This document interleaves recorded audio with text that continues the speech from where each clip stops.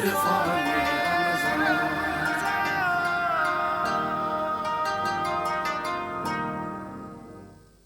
سلامتی ہے اور خیر مقدم آپ کا عرفان رمضان میں وقت ہوا جاتا ہے ایک نیکی کا، ایک نیکی جو روزانہ دہرائی جائے، ایک نیکی جو بار بار بتائی جائے اور اس نیکی میں ہر طرح کی نئی نیکی آپ کے سامنے رکھی جائے۔ یہ نیکی بہت زیادہ اہم ہے ہماری زندگی میں اور اس میں ہمیں تعاون حاصل رہتا ہے سر فیکسل کا۔ آج ملاحظہ فرمائیے گا آج کی ایک نیکی۔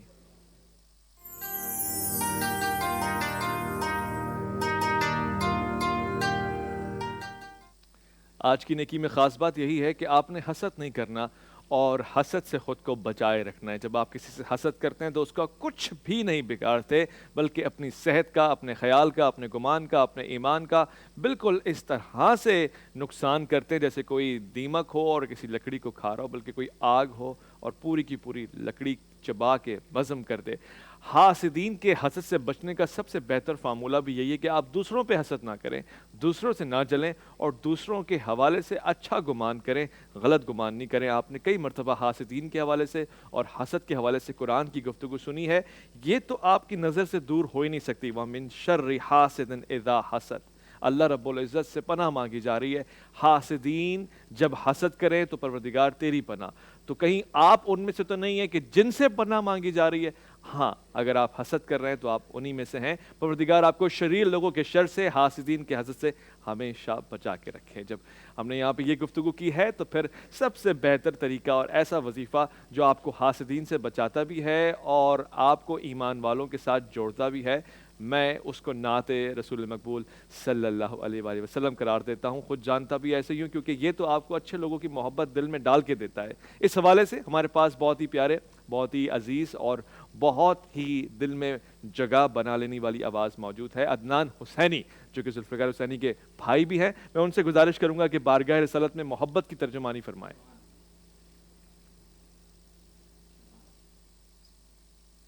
جی لو جھوم کے نام محمد کا، لو جھوم کے نام محمد کا، اس نام سے راحت ہوتی ہے، اس نام کے صدقے بٹتے ہیں، اس نام کے صدقے بٹتے ہیں، اس نام سے برکت ہوتی ہے۔ لو جھوم کے نام محمد کا،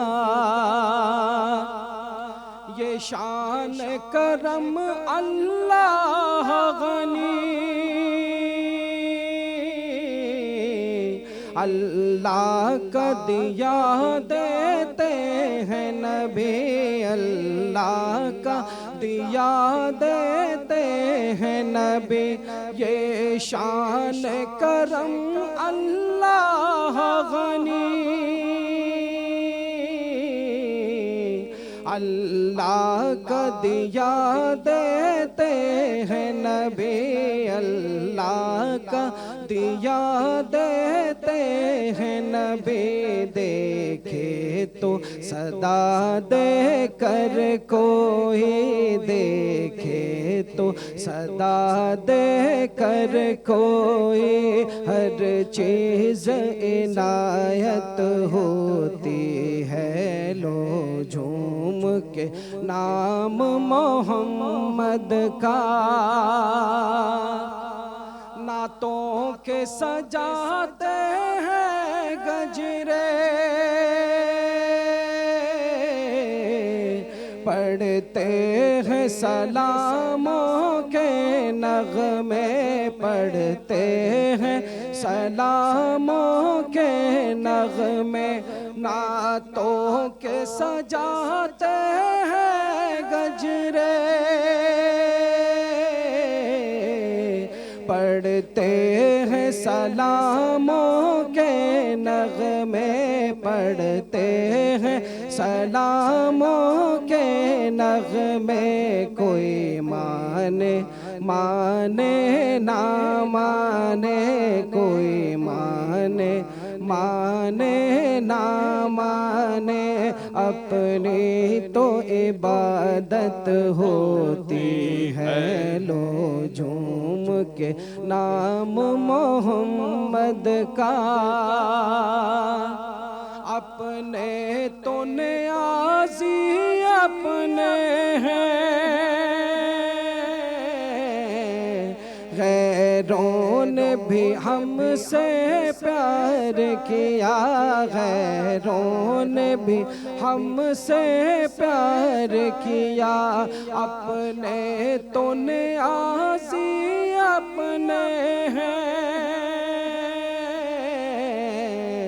غیروں نے بھی ہم سے پیار کیا، غیروں نے بھی ہم سے پیار کیا، سب نام نبی کا صدقہ ہے، سب نام نبی کا صدقہ ہے، اپنی جو یہ عزت ہوتی ہے، لو جھوم کے نام محمد کا۔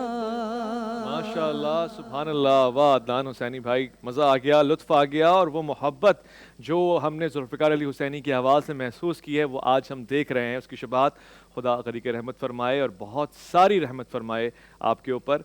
میں یہاں پہ یہ محسوس کر رہا ہوں کہ چھوٹے بچے بھی عشق رسول میں مکمل طور سے تر ہیں، اور ان کے اندر یہ والدین کا کارنامہ ہے کہ اس طرح سے اس انداز سے پیش کیا ہے۔ ہمارے پاس ام بطول موجود ہیں ڈاکٹر صاحب، اور یہ کلام سنانا چاہتی ہیں۔ کیا ماشاء اللہ،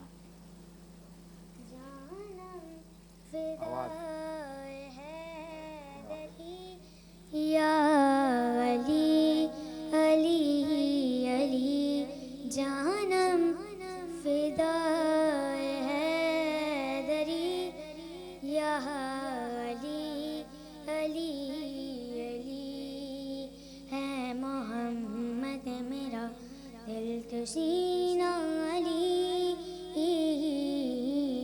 میرے جینے کا واحد کرینہ، میرے جینے کا واحد قرینہ علی، حکیمت دین اسلام کا ہے نگینہ علی، حق کی منزل کا پہلا ہے زینہ علی، دشت میں ابر کا پہلا قطرہ علی، میرا مرشد بھی آقا بھی مولا علی، علی مولا علی، ہر سو صدا ہے دری، یا علی علی علی جانم فدا ہے دری، یا علی علی علی۔ ماشاءاللہ، جی سلامت رہیں، خوش رہیں، آپ کے ماں باپ کا سایہ سلامت رہے، اور آواز بھی ماشاءاللہ ان کی بہت پیاری ہے، پیاری آواز ہے۔ مجھے امید ہے کہ یہ انشاءاللہ بڑی ہو کر بہت اچھا پڑھیں گی انشاءاللہ۔ ہاں، چھوٹی ہو کے اچھا پڑھ رہی ہیں تو بڑی ہو کے اور اچھا پڑھیں گی ماشاءاللہ سے۔ علامہ صاحب، میں دیکھ رہا تھا کہ آپ ان کو لقمہ دے رہے تھے، آپ کو بھی ماشاءاللہ شوق ہے پڑھنے کا کلام، اگر ہے تو بسم اللہ کریں۔ نہیں میں فی الحال نہیں پڑھنا چاہوں گا، ویسے آپ کو یاد تھا؟ میں لکھتا ہوں۔ اچھا، ہاں، میں تو لکھتا کچھ ہوں۔ لکھا ہوا سنا دیں۔ لکھا ہوا سنا دوں؟ ہاں، بہت اچھا ہو جائے گا۔ آپ جی ہیں، سلامت رہیں، اور دوبارہ آئیے گا، ٹھیک ہے؟ پیارا سا تحفہ بھی ان کو ضرور دیجیے گا۔ اور آج ہم موضوع کا بھی آغاز کر رہے ہیں، بہت ہی خاص موضوع ہے۔ علامہ صاحب سے میں لازمی یہ کلام سنوں گا جو ان کا لکھا ہوا ہے۔ اس دورانیے میں اپنے سننے والوں کو، دیکھنے والوں کو آج کے موضوع کے ساتھ تھوڑا سا تعارف کروا دوں۔ فریضہ جہاد اور اس کی درست تفہیم، اس کا فہم، اس کا ادراک، اس کا عرفان اور اس کے مفاہیم سے آگاہ ہونا آج ہمارے موضوع کا حصہ رہے گا۔ ہم نے کئی مرتبہ اس پہ کوشش کی ہے کہ بات کی جائے اطمینان کے ساتھ، مگر آج میں کچھ ایسے سوال پوچھنا چاہتا ہوں جس کی سب سے زیادہ ضرورت بھی ہے۔ تو میں ڈاکٹر صاحب ایک خاص سوال اس طرح سے پوچھتا ہوں کہ جہاد صرف مسلمانوں پہ فرض کیا گیا ہے، ہمیں معلوم ہے کہ کوشش جدوجہد اور محنت سے جڑا ہوا ہے، مگر کیا اس کا پیچھے ادیان میں کوئی ذکر آیا ہے اس سے پہلے؟ بسم اللہ الرحمن الرحیم۔ آج ایک ایسے عنوان پر بات ہو رہی ہے جس پر عمومی طور پر ہمارے ہاں میڈیا میں گفتگو نہیں کی جاتی، اور اسی سبب سے کہ اس موضوع پر ہم عام طور پر بات نہیں کرتے، تو جو رائٹ پرسپیکٹیو ہے، قرآن و سنت کی درست تعلیمات ہیں، वो सही अंदाज से लोगों तक नहीं पहुंच पाती हैं। 25 रमज़ान अल-मुबारक की शब को इसराइली फ़ौजों ने बैतुल मक़दिस की हुर्मत को पामाल किया, मस्जिद अक़सा की हुर्मत और तक़द्दुस को ताख़्त व ताराज किया गया, और जिस अंदाज से मस्जिद अक़सा में वो जूतों के साथ अंदर दाखिल हुए, गोलियों की बौछार है, और वो मासूम निहत्ते मुसलमान जो वहाँ मस्जिद अक़सा में अल्लाह तबारक व तआला की ताक रातों में इबादत कर रहे थे, उन्हें जिस जुल्म व सितम का निशाना बनाया गया, हम सबसे पहले शदीद अल्फाज में इसकी मजम्मत करते हैं, और ख़ास तौर पर इसका इस मौजू के साथ बहुत गहरा ताल्लुक़ है। जी ऐसे ही है। आप देखिए कि जिस तरह जिहाद हमें नबी करीम सल्लल्लाहु अलैहि वसल्लम की तालीमात में नज़र आता है, ये अल्लाह के तमाम अंबिया अलैहिमुस्सलाम की तालीमात में बतौर डायरेक्टिव प्रिंसिपल कायम और दायम रहा। अच्छा। किसी नबी की तालीम जिहाद की तालीमात से कभी खाली नहीं रही। अच्छा। क्योंकि जिहाद जोहद से है, और जिहाद का माना होता है अल्लाह के रास्ते में कोशिश करना। सही। अब ये कोशिश कभी ज़बान से होती है, कभी कलम से होती है, कभी माल से होती है, कभी तलवार से होती है, कभी तलवार के साथ होती है। और जब ये कोशिश तलवार के साथ की जाए तो फिर इस जिहाद को ख़ास तौर पर कुरान में क़िताल भी कहा गया। अच्छा। कि कुतिबा अलैकुमुल क़िताल, अल्लाह ताला ने तुम पर क़िताल को फ़र्ज़ करार दिया। अब आप देखिए कि जब हम तौरात, इंजील और ज़बूर से मुताल्लिक़ आयात का मुताला करते हैं, और आज भी जब हम ओल्ड और न्यू टेस्टामेंट का मुताला करते हैं, तो हम पर यही बात वाज़ेह होती है कि हज़रत मूसा अलैहिस्सलाम का दीन हो या हज़रत मसीह अलैहिस्सलाम की तालीमात हों, हमें जिहाद से किसी नबी की तालीमात खाली नज़र नहीं आती। बेशक। हज़रत तालूत और जालूत का जो जिहाद का वाक़या है वो आपके सामने है। हज़रत मूसा अलैहिस्सलाम ने किस अंदाज से अपनी कौम को बैतुल मक़दिस को फ़तह करने की दावत दी है वो हमारे सामने है। हज़रत मसीह अलैहिस्सलाम ने खुद फरमाया कि मैं अमन लेकर नहीं बल्कि तलवार लेकर आया हूँ। तो ये तमाम तर तालीमात हमारे सामने खुली किताब की तरह से हैं। मैं ये समझता हूँ कि जब आप बिलखुसूस बैतुल मक़दिस के तनाजुर में जिहाद के पर्सपेक्टिव को आप उठाकर देखते हैं, तो हम ये बात वाज़ेह तौर पर हमको मालूम होनी चाहिए कि हमारे यहाँ नौजवान नस्लों के क़ल्ब व ज़हन से बैतुल मक़दिस और मस्जिद अक़सा के तसव्वुर को, उसकी तारीख़ को, उसकी फ़जीलत को निकाला जा रहा है। हमारे यहाँ मेन स्ट्रीम मीडिया पर मस्जिद अक़सा की तस्वीर ही नहीं दिखाई जाती, बैतुल मक़दिस पर बात ही नहीं होती। और बहुत अफसोस की बात यह है कि आज जब बैतुल मक़दिस में मुसलमानों की इज्जत और हुर्मत और मुक़द्दसात को पामाल किया जा रहा हो, मेन स्ट्रीम मीडिया पर इस पर कोई बात नहीं हो रही। कुरान मजीद में अल्लाह ने फरमाया, वमा लकुम ला तुकातिलून फी सबीलिल्लाह वल मुस्तदअफीन मिनर रिजाली वल निसाई वल विल्दान अल्लज़ीना यक़ूलून रब्बना अख़रिजना मिन हाज़िहिल क़रियति ज़ालिमि अहलुहा वजअल लना मिन लदुनका वलिया वजअल लना मिन लदुनका नसीरा।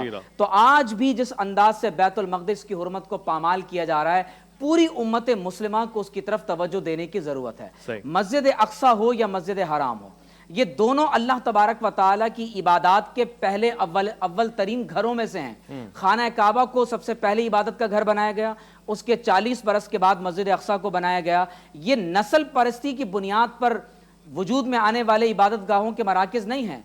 ये अल्लाह तबारक व ताला ने अपनी इबादत के लिए वो मराकिज़ मुतय्यन किए हैं जहाँ मुसलमानों ने हमेशा हर नबी की तालीम की रोशनी में अपनी इबादत को मुकम्मल किया है। अब आप देखिए कुरान मजीद में अल्लाह फरमाता है कि जिहाद को फर्ज क्यों किया गया। फरमाया उज़िना लिल्लज़ीना युक़ातलूना बिअन्नहुम ज़ुलिमू, फरमाया कि जिहाद की इजाजत तो दी ही इसलिए गई है कि अहले ईमान पर जुल्म किया गया है। इसलिए हम देखते हैं कि मक्का मुकर्रमा में मुसलमानों ने तलवार नहीं उठाई, ना इसकी इजाजत दी गई। लेकिन जब ग़ज़वा बदर हुआ है तो ग़ज़वा बदर कुबरा से पहले जब यह आयत नाजिल हुई, उज़िना लिल्लज़ीना युक़ातलूना बिअन्नहुम ज़ुलिमू, तो ये बात वाज़ेह कर दी गई कि जिहाद हमेशा जुल्म के खिलाफ किया जाएगा। नंबर 1, सही, जुल्म की सरकोबी के लिए आप जिहाद करेंगे। फिर अल्लाह ताला ने फरमाया वक़ातिलू फ़ी सबीलिल्लाहि अल्लज़ीना युक़ातिलूनकुम, जो तुमसे क़िताल कर रहे हैं तुम उनसे क़िताल करो अल्लाह की राह में। तो मालूम यह हुआ कि जिहाद अल्लाह की राह में किया जाएगा, उनसे किया जाएगा जो आपसे जंग कर रहे हों। हमेशा मुस्तदअफीन और कमज़ोरों की मदद के लिए जिहाद किया जाएगा। और सबसे इंपॉर्टेंट बात यह है कि जिहाद का मकसद एलाए कलिमतिल्लाह है। अब इससे ये बात वाज़ेह हो गई कि अगर कहीं तलवार जुल्म करने के लिए उठाई जा रही है, जुल्म की सरकोबी के लिए नहीं है, कहीं तलवार फितना बर्पा करने के लिए उठाई जा रही है, फितने को खत्म करने के लिए नहीं है, مظلومین کی مدد کے لیے نہیں ہے بلکہ ظلم ڈھانے کے لیے کی جا رہی ہے، اور اعلاء کلمت اللہ کے لیے نہیں بلکہ اللہ کے دین کو بدنام کرنے کے لیے ہے، تو یقیناً پھر وہ جہاد نہیں ہوگا، وہ فساد فی الارض ہوگا۔ بہت اچھے۔ حضور علیہ الصلوۃ والسلام نے ارشاد فرمایا، بہت واضح طور پر حدیث میں فرمایا، لَوَدِدْتُ أَنْ أُقْتَلَ فِي سَبِيلِ اللَّهِ ثُمَّ أُحْيَا ثم اقتل ثم احیا ثم اقتل، فرمایا میں اس بات کو پسند کرتا ہوں کہ مجھے اللہ کے راستے میں شہید کیا جائے، مجھے پھر زندہ کیا جائے، مجھے پھر شہید کیا جائے، مجھے پھر زندہ کیا جائے، مجھے پھر شہید کیا جائے۔ اللہ اکبر، تو یہ شہادت ایک آپ صلی آرزو اللہ کا علیہ وسلم نے خود شہادت کی تمنا کی ہے، تو یہ شہید کا مقام و مرتبہ کیا ہو؟ اور اس سے زیادہ مقام مزید واضح انداز سے بیان کر دیا کہ جو لوگ تمہارے میں اللہ کی راہ میں قتل کیے جائیں ان کو مردہ مت کہو، وہ زندہ ہیں اور اللہ کے پاس سے رزق پا رہے ہیں۔ کمال ہے۔ علامہ صاحب، ایک تو جہاد کے اوپر گفتگو ہو رہی ہے اور میں اس میں ڈاکٹر صاحب کو خراج تحسین پیش کرتا ہوں کہ جس طرح اعتدال کے ساتھ آپ نے گفتگو فرمائی ہے، بہت مشکل ہوتا ہے۔ میں جی ٹی وی کو خاص طور سے شکریہ بھی کہہ رہا ہوں، اور یہ موقع مجھے فراہم کیا گیا۔ میں ہمیشہ کہتا ہوں، لوگ کہتے ہیں کہ جہاد پہ بات مت کریں، ماحول خراب ہو جائے گا۔ اب جو صحیح انداز سے گفتگو ہوگی تو ماحول اچھا ہو جائے گا، اصلاح ہو جائے گی لوگوں کی۔ میں اس سے پہلے کلام بھی سننا چاہتا ہوں جو آپ نے لکھا ہے۔ اب یہ موضوع سے ہٹ کے ہٹ کے ہے تو پھر کیا ہوا؟ مزہ تو آ جائے گا، کہیں قرض نہ رہ جائے۔ آپ کی خواہش ہے تو میں بسم اللہ الرحمن الرحیم۔ جس کے دل میں عشق اہل بیت پیغمبر نہیں، جی، کوئی صورت اس کی بخشش کی سر محشر نہیں۔ کوئی صورت۔ بعد پیغمبر علی ہی مومنوں کے ہیں ولی، بعد پیغمبر علی ہی مومنوں کے ہیں ولی، ان سے ہٹ کر راہ حق کا کوئی بھی رہبر نہیں۔ باوفا رندو چھلکتی ہے میں حب علی، جام بھر بھر کر پیو ہاں 5 سے کمتر نہیں۔ ہاں 5 سے کمتر نہیں۔ اللہ اکبر۔ کیا پیے گا حشر میں کوثر عدو پنجتن، جس کے ہاتھوں میں ولائے آل کا ساغر نہیں۔ ساغر نہیں۔ ان کی خاطر ہے مہیا حشر میں ماء حمیم، جس کے ہاتھ اس شراب معرفت سے ہونٹ جن کے تر نہیں۔ بھائی سبحان اللہ، واہ واہ، ذوق ہے۔ شراب معرفت سے ہونٹ جن کے تر نہیں۔ دونوں عالم کی عبادت کو اگر یکجا کرو، ایک ضربت سے میرے مولا کی وہ بڑھ کر نہیں۔ اللہ اکبر۔ حدیث کے حوالے میں آپ کہہ رہے ہیں؟ اکثر اشعار حدیث کے حوالے میں، سوائے ان وہ غزلیہ لہجہ جن میں ہیں ان میں حدیث نہیں ہے، باقی اشعار میں حدیث ہے۔ بہت اچھا لکھتے ہیں آپ۔ اس لیے بھی ہیں علی ہی بس علی کے عمر بھر، اس لیے ہی ہیں علی ہی بس علی کے عمر بھر، ہم کسی باطل خدا کے آگے ان کا سر نہیں۔ کرم اللہ وجہ شریف، ماشاءاللہ۔ ہم کسی باطل خدا کے آگے ان کا سر نہیں۔ دشمنوں کے واسطے ہے حشر میں محشر بپا، دشمنوں کے واسطے ہے حشر میں محشر بپا، عید ہے عشاق کی اس دن کوئی محشر نہیں۔ اللہ اکبر، حسین عید ہے حسین عشاق کی اس دن کوئی محشر نہیں۔ اور کیا لکھے گا تو وزیری مدحت آل ابا، یہ سمندر وہ ہے جس کا کوئی بھی آخر نہیں۔ بڑا وسیع سمندر ہے، اور آج کے موضوع کے حوالے سے تو بہت خاص ہے۔ جہاد فی سبیل اللہ میں مجاہد فی سبیل اللہ حضرت علی کرم اللہ وجہ، آپ کا ذکر نہ ہو، یہ کیسے ہو سکتا ہے؟ علامہ صاحب، جہاد کے عنوان پہ بات ہو رہی ہے، صحیح راہ میں صحیح جگہ پر تلوار کا اٹھانا جہاد ہے۔ کہتے ہیں اسلام تلوار سے پھیلا ہے۔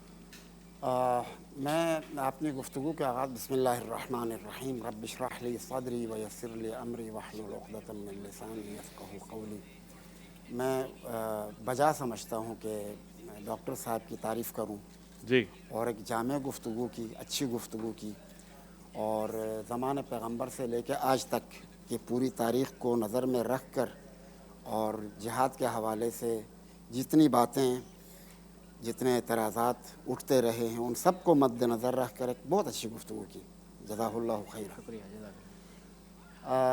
مستشرقین کی اگرچہ زیادہ تر کوشش یہ رہی ہے کہ اسلام کو ایک खशिन और सख्त दीन के तौर पे मुतारफ़ कराएं। जी ऐसा ही है। और मेरा एतक़ाद तो ये है, और शायद कुछ क़राइन भी हैं, कि आज भी जिहाद के नाम पर जो दहशतगर्दी दुनिया के मुख्तलिफ़ मुल्कों में होती रही है, अच्छा उसके पीछे भी यही लोग हैं, अच्छा। ताकि इस्लाम का एक सख्त चेहरा दुनिया के सामने दिखा दें। इस्लाम को एक दहशतगर्द, एक अक़वाम आलम के साथ मोहब्बत और रिफ़्क़ के साथ पेश ना आने वाला दीन बना के इसे पेश करने की कोशिश। तो ये कोशिश तो इनकी है, और ये तबलीग भी ज़्यादातर मुस्तशरिक़ीन ने की है कि पैगंबर का जो दीन है वो तलवार से फैला है। अच्छा, जबकि ऐसा है नहीं। उस पर मैं अर्ज़ करूँगा अच्छा। कि अच्छी तरह गौर करें कि हज़रत पैगंबर अकरम सल्लल्लाहु अलैहि वसल्लम का जो अखलाक है वो उस ज़माने में भी और उसके बाद आज तक भी, अगर अखलाक हज़रत पैगंबर को दुनिया के सामने पेश किया जाए तो जो भी आज़ाद ज़मीर रखने वाले इंसान है वो मुतासिर हुए बग़ैर नहीं रह सकते हैं। लिहाजा यानी उस पैगंबर अकरम के मिशन को आगे बढ़ाने में जो रोल हज़रत पैगंबर के अखलाक का है उसमें कोई शक नहीं, वो सबसे ज़्यादा उसी का है। सही।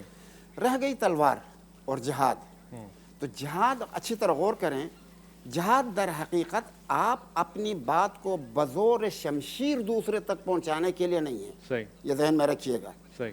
न पैगंबर ने कभी ऐसा किया है। पैगंबर ने हमेशा अपनी बात मंतिक के साथ, बुरहान के साथ और अखलाक दलील के साथ, जी। अखलाक के साथ पेश की है। तलवार कब उठाई है? जब आपकी मंतिकी बात को, जब आपके अखलाकी बात को, जब आपके उसूली बात को कोई और क़ुव्वत के ज़रिए से बज़ोर ताकत अगर उसे रोकना चाहे तो उसे हटाने के लिए पैगंबर अकरम ने तलवार उठाई है।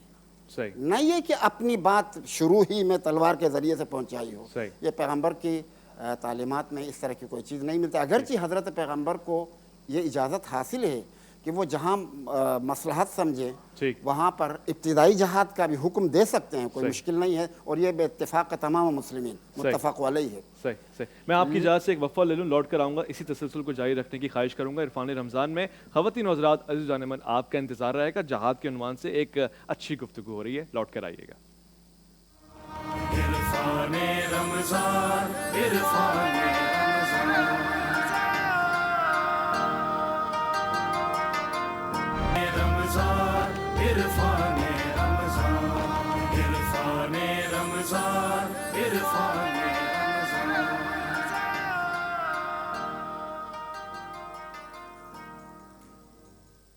इरफान रमज़ान में खैर मकदम है आपका। खुशी के साथ, ईमान के साथ, इत्मीनान के साथ आप रमज़ान नशरियात देख रहे हैं, और हम इस वक्त जिहाद के मौजू पे सहरासल गुफ्तगू कर रहे हैं। इससे पहले मैंने डॉक्टर साहब से सवाल पूछा, अल्लामा साहब से सवाल पूछा। मैं इसी मौजू को समझना चाहता हूँ, परवरदिगार जिहाद नाफिज करके, फ़र्ज़ करके हमसे क्या मुतालबा कर रहा है और कहाँ पे उसकी ज़रूरत है, और फिर क्यों ये कहते हैं, जैसे आप बयान फरमा रहे थे कि इस्लाम अखलाक पे फैला है। रसूल अकरम ने दिफा के तौर पे, मज़लूम के हक़ के दिफा के लिए तलवार उठाई है, कभी जालिम पे यानी जुल्म करने के लिए तलवार नहीं उठाई है। बिस्मिल्लाहिर्रहमानिर्रहीम। जहाँ मैं अपनी गुज़श्ता गुफ्तगू में भी इसी की तरफ इशारा कर रहा था कि जिहाद और तलवार उठाने का हुक्म पैगंबर अकरम को दिया गया है। उज़िना लिल्लज़ीना ज़ुलिमू बिअन्नहुम, खुदा ने उज़िना लिल्लज़ीना ज़ुलिमू बिअन युक़ातिलू फ़ी सबीलिल्लाह, कि जो लोग मज़लूम करार दिए गए हैं, जिनके ऊपर जुल्म होता रहा है, उनको क़िताल फ़ी सबीलिल्लाह का इज़्न दिया गया है। तो ये लफ्ज़ इज़्न किन को दिया गया है? मज़लूम को। तो इसी से ही मालूम होता है कि क़िताल पैगंबर अकरम ने उमूमन उस मौके पर तलवार उठाई है कि जहाँ पर बज़ोर शमशीर उनके पैगाम हक़ का गला घोंटने की कोशिश की गई है। सही। तो जहाँ कोई इंसान या कोई क़ुव्वत अगर बज़ोर शमशीर पैगंबर के उस आफाकी निज़ाम को रोकने की कोशिश करेगा तो उसको बरतरफ करने के लिए तलवार उठाना मजबूरी हो जाएगी। ख़ुद पैगंबर अकरम की जंगों को अगर आप देखें तो वो ज़्यादातर, बल्कि ज़्यादातर क्या सब तकरीबन दिफाई किस्म के जंग हैं। ठीक। पैगंबर ने इब्तिदाअन जंग किसी पर मुसल्लत नहीं किया, हालांकि उनको हक़ था, वो अगर चाहें तो कर सकते हैं, अगर कहीं पर मसलहत देखें तो वो कर सकते हैं, لیکن پیغمبر اکرم نے دفاعی جنگیں لڑی ہیں، زیادہ تر پیغمبر کے اوپر حملے ہوئے ہیں۔ اسی طرح سے آج کے زمانے میں بھی بعض کام ایسے ہیں، فرض کر لیں فلسطین کے میں جو کچھ ہو رہا ہے یا کشمیر میں جو کچھ ہو رہا ہے، اور یہاں پر اگر آپ قوت کے ذریعے سے دشمن کو روکیں گے نہیں تو دشمن رکے گا نہیں اور مظلوم پر ظلم ہوتا رہے گا۔ ایسے موارد کے لیے جہاد ہے کہ جہاں پر مظلومین کے اوپر بزور قوت ان کے آئیڈیالوجی کو روکنے کے لیے اور اسلامی منابع پر قبضہ کرنے کے لیے بزور قوت اگر کوئی آ جائے تو اسے روکنے کے لیے تلوار اٹھانے کی ضرورت ہے، نہ یہ کہ فساد فی الارض کے لیے اور آپ جتھے بنا کے اپنی مرضی سے جہاں چاہیں جس طرح سے چاہیں جہاد کے نام پہ اٹھیں۔ ٹھیک، اس کا نتیجہ جو ہے وہ اسلام کے حق میں نہیں ہے اور اس کا نتیجہ اسلام کی بدنامی کی صورت میں نکلے گا اور یہ کسی بھی طرح سے اسلام کے مفاد میں نہیں ہے۔ ٹھیک ہو گیا ڈاکٹر صاحب، سوال یہ بھی بنتا ہے کہ آخرکار جہاد فی سبیل اللہ کی مقصدیت کیا ہے؟ آج کے دور میں ہر مملکت یا ہر بڑا ملک یہ چاہتا ہے کہ دوسرے ملک پہ قبضہ جما لے، اور وہ اس پہ مطمئن ہے کہ جو وہ کر رہا ہے وہ دراصل جنگ کا دفاع ہے، بلکہ اپنے امن و امان کا دفاع ہے، اور وہ دوسرے ممالک میں پیسہ بھی خرچ کر رہا ہے، ان کو تیار بھی کر رہا ہے، جہاد کے نام پہ لڑوا بھی رہا ہے۔ تو اصل مفہوم آج کے دور میں نظر آ رہا ہے، مقصدیت اس کی حاصل ہو رہی ہے؟ دیکھیے اویس بھائی، نبی کریم صلی اللہ علیہ وسلم نے 27 غزوات 27 جنگوں میں خود حصہ لیا ہے، اور 50 سے زائد وہ جنگیں ہیں جن میں اپنے صحابہ کرام رضوان اللہ تعالی علیہم اجمعین کو اپنا امیر بنا کر آگے روانہ فرمایا ہے۔ جی، حضور علیہ الصلوۃ والسلام نے خود یہ بیان فرمایا کہ دین اسلام کے 5 ارکان ہیں، لیکن جو اسلام کی سب سے بلند ترین چوٹی ہے وہ الجہاد ہے۔ ٹھیک، سلطان المجاہدین حضرت سلطان صلاح الدین ایوبی رحمۃ اللہ تعالیٰ علیہ، جن کے دست مبارک پر اللہ تبارک و تعالیٰ نے بیت المقدس کی فتح کو لکھا تھا، الحمدللہ، ان سے کسی نے سوال کیا کہ کیا اسلام تلوار کے زور پر پھیلا ہے؟ تو آپ نے فرمایا کہ اسلام تلوار کے زور پر پھیلا ہے یا نہیں یہ تو الگ بات رہی، لیکن مجھے اتنا ضرور معلوم ہے کہ اسلام کے دفاع کے لیے تلوار اٹھانا پڑتی ہے۔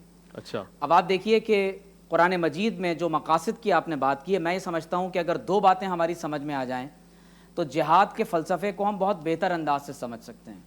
پہلی بات تو یہ کہ جنگ کے 2 پہلو ہیں، ایک ہے پرپز آف وار اور دوسرا ہے ایٹیکیٹس آف وار، جنہیں ہم علت القتال اور آداب القتال کہتے ہیں۔ صحیح، انٹرنیشنل ہیومینیٹیرین لا، جنہیں آپ جنیوا کنونشنز یا ہیگ کنونشن کی بنیاد پر جو معاہدات وجود میں آئے ہیں، جنہیں آپ جنگوں کا عالمی قانون کہتے ہیں اور اردو میں اسے جنگوں کا بین الاقوامی قانون انسانیت کہا جاتا ہے، وہ صرف آداب القتال سے تعلق رکھتا ہے، اس میں جنگوں کے آداب تعلیم کیے جاتے ہیں۔ اس میں پرپز آف وار کیا ہے، جنگ کیوں لڑی جاتی ہے، اس سے بحث نہیں کی جاتی، جبکہ اسلام کا جو قانون جہاد ہے اسے قانون سیر کہا جاتا ہے۔ اچھا، ہمارے ہاں حضرت امام محمد رحمۃ اللہ علیہ نے جو کتابیں رقم کی ہیں، جن میں سیر کبیر اور سیر صغیر ہیں، امام سرخسی نے جس طرح سے سیر کبیر کی شرح السیر الکبیر کے نام سے لکھی ہے، اس سے پہلے اگر آپ جائیں تو امام اعظم ابو حنیفہ اور قاضی ابو یوسف اور امام اوزائی کی کتابیں ملتی ہیں، اور سب سے پہلی کتاب امام زید علیہ السلام نے اس پر لکھی جو المجموع الفقہی کی، خود مجاہد بھی ہیں، اور المجموع الفقہی میں انہوں نے پورا ایک باب کتاب السیر کے نام سے رقم کیا۔ تو بتانے کا مقصد یہ ہے کہ جب تک آپ پرپز آف وار، علت القتال اور آداب القتال کو جوڑ کر نہیں سمجھیں گے، اس وقت تک جہاد کا مفہوم سمجھ میں نہیں آئے گا۔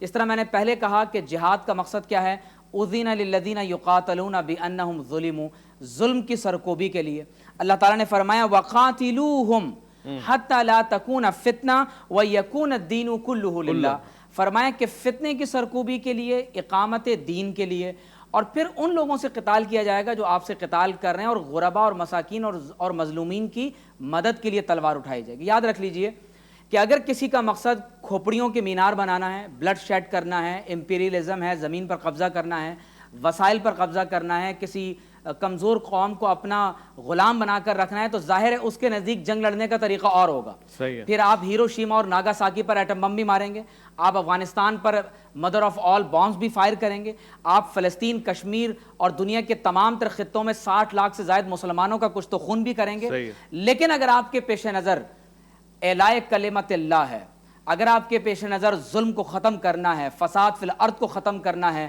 تو یقیناً پھر کیفیت یہ ہوگی کہ اذا جاء نصر اللہ والفتح، دنیا نے یہ منظر نہ اس سے پہلے کبھی دیکھا، نہ قیامت تک آپ دیکھ سکیں گے کہ حضور علیہ الصلوۃ والسلام جب فتح مکہ کے موقع پر مکہ میں فاتح بن کر داخل ہو رہے ہیں تو آقا علیہ الصلوۃ والسلام نے صرف اپنے نہیں ان تمام جانی دشمنوں کو معاف کر دیا جنہوں نے ظلم و ستم کے پہاڑوں کو توڑا تھا۔ پھر آپ کو یہی مثال بیت المقدس کی فتح کے موقع پر آپ کو سلطان صلاح الدین ایوبی کی صورت میں نظر آتی ہے کہ ایک ایسا وقت ہے کہ جب کروسیڈز کے نتیجے میں 490 ہجری میں بیت المقدس پر قبضہ ہوتا ہے اور صرف 70,000 سے زائد مسلمان بیت المقدس کے صحن میں ذبح کر دیا جاتے ہیں، اور خود ایک عیسائی جرنیل کہتا ہے کہ جب میں گھوڑے لے کر اندر داخل ہوا تو گھوڑے کے گھٹنوں تک مسلمانوں کا خون بھرا ہوا تھا، اور جب سلطان 90 برس کے بعد بیت المقدس کو آزاد کرتے ہیں تو تمام تر یہودیوں کو، عیسائیوں کو جو جنگ پر آمادہ نہیں ہیں، انہیں ایک عام امان دی جاتی ہے اور فتح مکہ کی سنت کو زندہ کیا جاتا ہے۔ تو میں یہ سمجھتا ہوں کہ نبی کریم صلی اللہ علیہ وسلم کی ایک حدیث شریف ایسی ہے کہ جس سے یہ تمام تر باتیں اویس بھائی واضح ہو جاتی ہیں۔ آپ صلی اللہ علیہ وسلم نے فرمایا، بڑی قابل توجہ حدیث ہے، فرمایا الغزو غزوان، جنگ دو قسموں کی ہوتی ہے۔ اچھا، الغزو غزوان، اور حضور نے فرمایا جنگیں دو قسم کی ہیں، فرمایا فَأَمَّا مَنِ ابْتَغَى وَجْهَ اللَّهِ، جس نے جہاد میں اللہ کی رضا کو طلب کیا، وَأَطَاعَ الْإِمَامِ، مسلمانوں کی ریاست کی کہ سربراہ کی اطاعت کی۔ ٹھیک ہے، یعنی ایسا نہیں ہے کہ آپ ایک اپنا ذاتی جتھا بنا لیں، نان اسٹیٹ ایکٹر کے طور پر آپ عالمی طاقتوں کے ہاتھوں میں کھیلنے لگیں اور مسلمان ممالک کو ڈی اسٹیبلائز کر کے آپ یہ چاہیں کہ مسلمانوں کا ہی خون بہا کر آپ جہاد کر لیں گے۔ تو فرمایا وَأَطَاعَ الْإِمَامِ، مسلمانوں کے امام کی اس نے اطاعت کی، وَأَنفَقَ الْكَرِيمَ، حلال مال خرچ کیا، وَيَاسَرَ الشَّرِيكَ، اپنے شریک بھائی مجاہد کی مدد کی، اور وَاجْتَنَبَ الْفَسَادَ، فساد سے خود کو بچا لیا۔ تو فرمایا ایسے مجاہد کی نیند بھی اجر و ثواب ہے، اس کی بیداری بھی اجر و ثواب ہے۔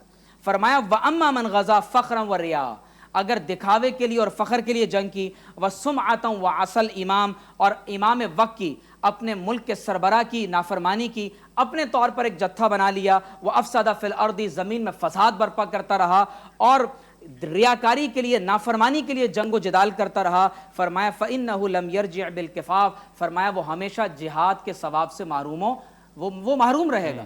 تو میں یہ سمجھتا ہوں کہ اگر جنگ کے آداب اور جنگ کے مقصد کو پیش نظر رکھیں، اور صحابہ کرام رضوان اللہ تعالی علیہم اجمعین نے جو مثالیں قائم کی ہیں، آپ اندازہ کیجئے کہ حضرت جلیبیب رضی اللہ تعالیٰ عنہ حضور علیہ السلام کے ایک سیاہ فام صحابی ہیں، اپنے جہیز کا یعنی سامان خریدنے کے بجائے گھوڑا، تلوار اور ڈھال خریدی اور میدان جنگ میں چلے گئے، اور قربان جائیں کہ صحابہ فرماتے ہیں کہ چہرے پر نقاب لگایا ہوا تھا، صرف ان کی سیاہ کلائی سے ہم دیکھ رہے تھے کہ کوئی سیاہ فام مسلمان ہے جو اپنی جان حضور کے نام پر قربان کرنے کے لیے آیا ہے۔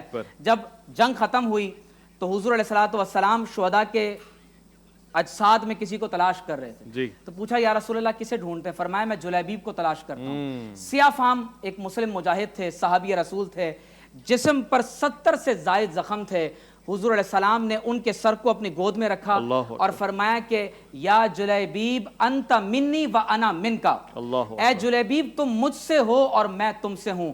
یقیناً حضرت حنظلہ ہوں جو غسیل الملائکہ ہیں، حضرت جلیبیب ہوں، حضرت سیدنا فاروق اعظم خلافت راشدہ کے پہلے شہید، عثمان غنی خلافت راشدہ کے دوسرے شہید، سیدنا علی المرتضیٰ خلافت راشدہ کے تیسرے شہید، اور اس کے بعد جب یہ قربانیوں کا سلسلہ کربلا تک پہنچتا ہے تو میں یہ سمجھتا ہوں کہ ہمیشہ کے لیے قیامت تک آنے والے مسلمانوں کے لیے یہ ایک روشن مثال قائم کر دی گئی ہے کہ جہاد کیا ہے اور فساد کیا۔ واضح کر دیا آپ نے بہت ہی اچھے انداز سے۔ علامہ صاحب یہاں گفتگو سے میں نے ایک سوال اخذ کیا، آپ کی اجازت ہو، یہاں پہ بات ہو رہی ہے جہاد کی، اور پھر ڈاکٹر صاحب نے ایک خوبصورت سا منظر پیش کیا کہ اتباع امام ہونی چاہیے، اتباع امام ہو تو جہاد ہے، یعنی کہ جو حاکم ہے، جو اس وقت اللہ کے حکومت میں یا اللہ کے عطا کیے ہوئے نظام میں مملکت کو سنبھالا دے رہا ہو، جو امیر کہلائے، تو اس زاویے میں ہم جو خود سے اپنی جماعت بنا کے نکل جاتے ہیں کسی بھی طور سے، اس کی قطعاً اجازت نہیں ہونی چاہیے۔ یہ تو حاکم وقت کا کام ہے کہ وہ جہاد کا حکم دے۔ بسم اللہ الرحمن الرحیم۔ آداب جہاد میں چند چیزیں بہت ضروری ہیں۔ ایک تو کس کے اذن سے اور کس کے پرچم کے نیچے آپ جا رہے ہیں، یہ بہت اہم ہے۔ حاکم وقت وہ کہ جو خدا کی طرف سے جسے اختیار ہے حکومت کرنے کا، وہ کبھی پیغمبر اکرم ہیں، اور کبھی پیغمبر کے بعد पैगंबर के मुकर्रर करदा बरहक जानशीनान हैं, या उस तसलसल में किसी को खुदा की तरफ से हुकूमत का हक हासिल हो, उसकी इजाज़त के बग़ैर आप अपने तौर पे कोई जत्था कायम करके अपने मिजाज के मुताबिक किसी के ख़िलाफ़ लड़ने के लिए असलहा लेके निकल नहीं सकते हैं। अच्छा, पहली चीज़ तो ये है। दूसरी चीज़ ये है कि आप जो जिहाद कर रहे हैं वो क़स्द क़ुर्बत के साथ करेंगे, यानी उसकी रज़ा के लिए करेंगे, अल्लाह की रज़ा के लिए, ठीक है। नाम व नमूद के लिए, अपनी बहादुरी दिखाने के लिए, शोहरत के लिए अगर आप करेंगे तो ये जिहाद नहीं है, फिर ये फ़साद फ़िल अर्ज़ है। सही। तो ये है कि क़स्द क़ुर्बत के साथ, यानी फ़र्ज़ कर ले रसूलुल्लाह के परचम के साये में भी जाए कोई, लेकिन वो क़स्द क़ुर्बत के साथ नहीं कर रहा है, दिखावे के लिए कर रहा है, तो ये जिहाद नहीं है। तो मुनाफिकीन में आ गया। इसीलिए कि वाक़या मनक़ूल हुआ है कि जंग अहज़ाब में अमर इब्न अब्दऊद ने जब खंदक ऐलान कर दिया, खंदक पार करके, और कहा कि है कोई कि जो मेरे हाथों से मर के बहिश्त में जाए या मुझे मार के जहन्नम भेज दे, जो मुसलमानों का जो नारा था उसी को ही पेश किया कि मेरे हाथों से मर के बहिश्त में जाए जी, या मुझे मार के जहन्नम भेज दे। है कोई उठा नहीं, और 2-3 मरतबा उसने आवाज़ें दी, हज़रत अमीर अल मोमिनीन उठे और हज़रत रवाना हुए, उनके साथ जंग की तफसीली वाक़या है। और जब मुकाबला हुआ और अमर इब्न अब्दऊद को गिरा दिया ज़मीन पर और हज़रत उनके सीने पे चढ़े उसे कत्ल करने के लिए, तो उसने लुआब दहन फेंका। तारीख़ में ये है, बदतमीज़ी की, जिसने किसी को गुस्सा दिलाने के लिए जो करते हैं वही काम किया। जी। हज़रत अमीर अल मोमिनीन अली इब्न अबी तालिब उसके सीने से उतरे और टहलने लगे। जब टहलने लगे तो उसे हैरत हो गई, क्या कर रहे हो? कहा जब तुमने लआब दहन फेंका तो मुझे गुस्सा आया, जी। और मैं नहीं चाहता हूँ कि इस खुदा के रज़ा के लिए बजा लाने वाले इस अमल में मेरा गुस्सा शामिल हो। अल्लाह अकबर, इसलिए मैं अपने गुस्से को ठंडा कर रहा हूँ। लिल्लाहियत अगर शामिल हो जाए तो फिर जहाद भी कबूल है और हर अमल इस दर्जे की लिल्लाहियत है तो पैगंबर ने फरमाया ज़रबतु अलीयन यौमल खंदक अफ़ज़ल मिन अल्लाह वक़्ति सक़र। अल्लाह अकबर, कमाल है। लिल्लाहियत की वजह से, उस नियत की वजह से। कमाल। एक मुख्तसर से वफ़ा ले रहे हैं, लौट कर आएंगे, इसी उन्वान के ऊपर गुफ्तगू करेंगे इंशाअल्लाह। इरफान रमज़ान में आपका इंतज़ार रहेगा। खुदा के बनकर है छाया, इरफाने रमज़ान, इरफाने रमज़ान, इरफाने रमज़ान, इरफाने रमज़ान।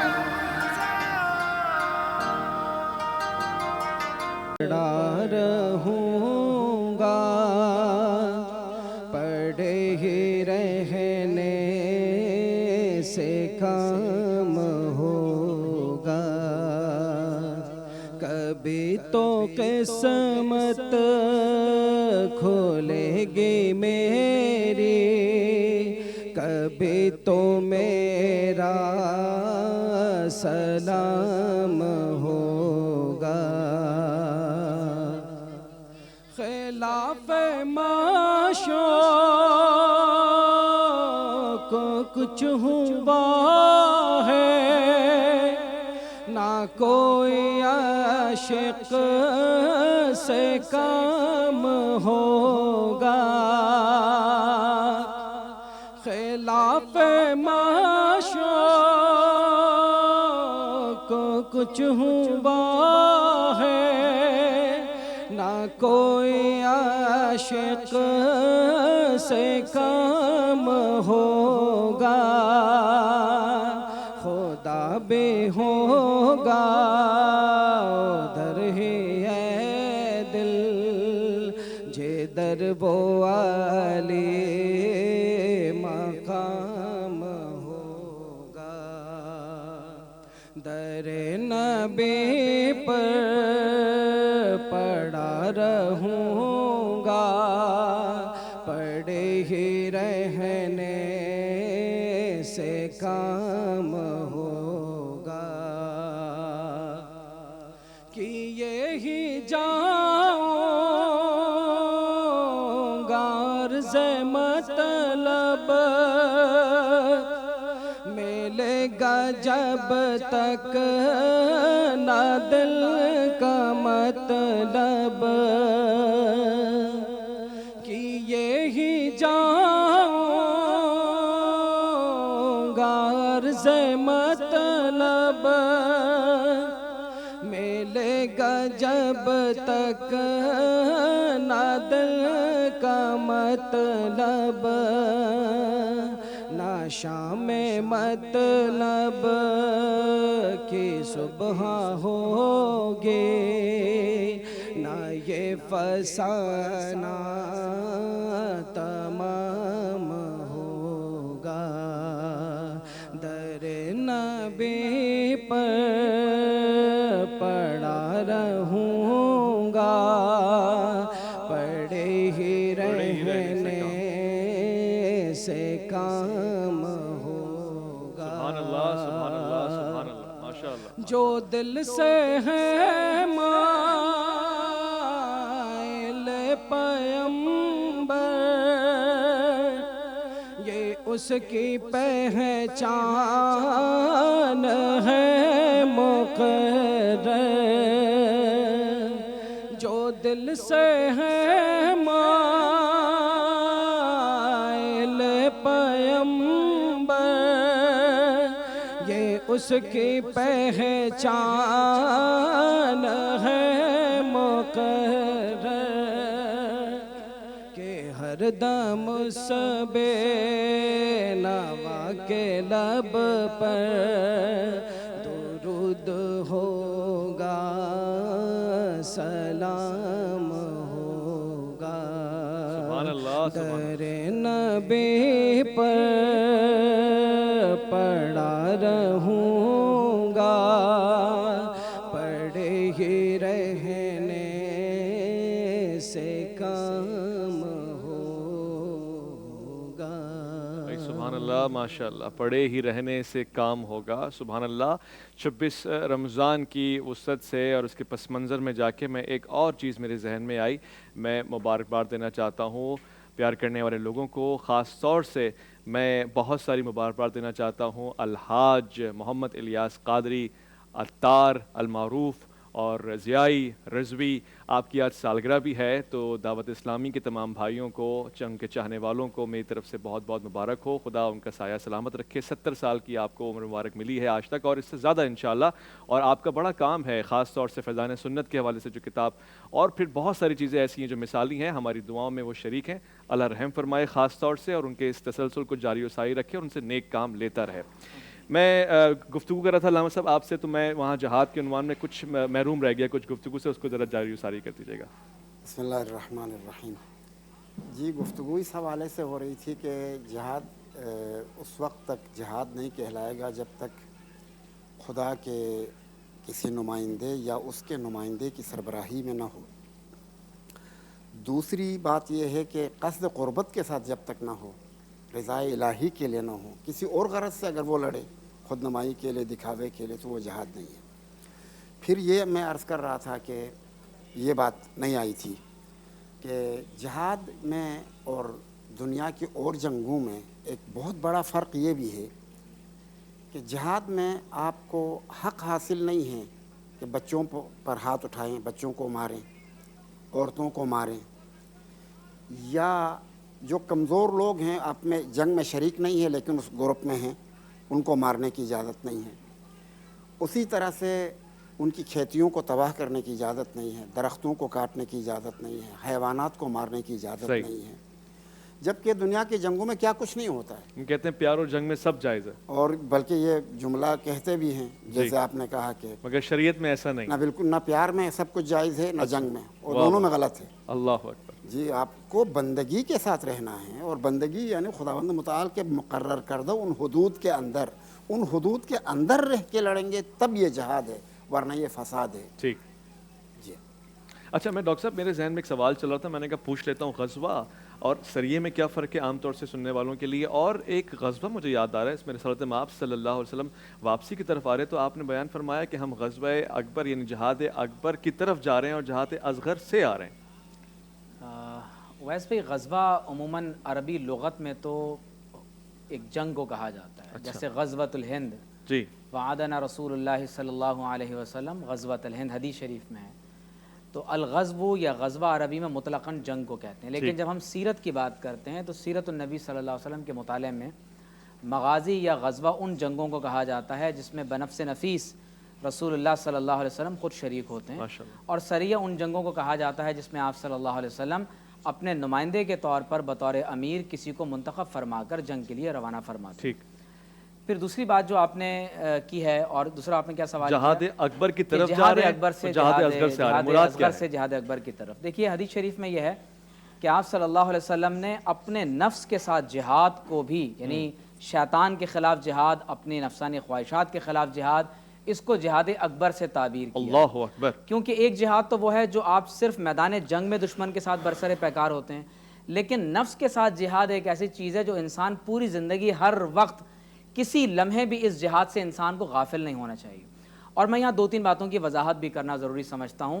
ایک بنیادی بات یہ ہے کہ پاکستان اسلامی ملک ہے، کبھی بھی اپنے ملک کے خلاف تلوار نہ اٹھائیں، اپنی ملک کے خلاف اعلان جنگ نہ کریں۔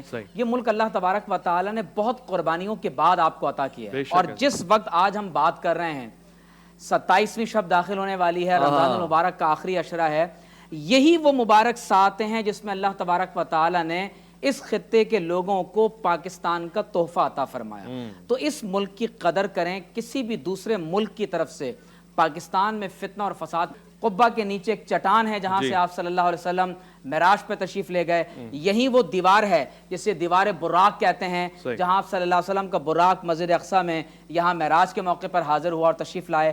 اور اسی طرح یہاں ایک مسجد براق وہ ہے جہاں پر ایک حلقہ لگا ہوا ہے، جہاں آپ صلی اللہ علیہ وسلم کے لیے براق کو باندھا گیا۔ یہی وہ مقام ہے کہ جہاں نبی کریم صلی اللہ علیہ وسلم مسجد حرام سے مسجد اقصی معراج کے لیے تشریف لائے ہیں، اور آپ صلی اللہ علیہ وسلم نے فرمایا کہ جس شخص نے مسجد اقصی میں 2 رکعت نماز نفل کو ادا کیا، اللہ تبارک و تعالی اس کی مغفرت فرمایا۔